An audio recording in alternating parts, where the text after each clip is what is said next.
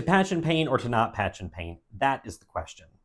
A lot of times when I sit down with sellers to talk about listing their home, they'll ask me if they need to patch and paint once they take all their stuff off the wall before the new buyers move in. And I usually tell them no. Number one, here in Northeast Florida, we are not required to patch and paint. You might be required to do that in your part of the country, but here in Northeast Florida, it just isn't necessary, and it can sometimes do more harm than good.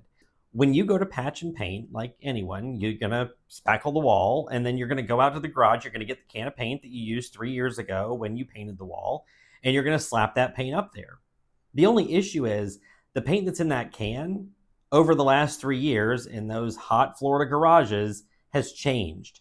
And it is no longer the same paint that you put on the walls 3 years ago. The color is going to be a little bit different. The sheen's going to be a little bit different, and it's not going to look right. So then you might say, well, can I just go to Home Depot and I'll get a can of new paint that matches the color and sheen of the paint that I put on the wall 3 years ago?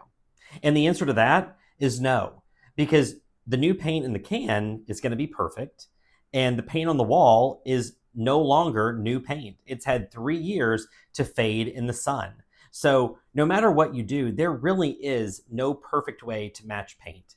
And I promise you, a buyer who walks through for their final walkthrough is going to be a lot more forgiving about a few small nail holes in the wall than they will be about polka dotted splotches all over the place.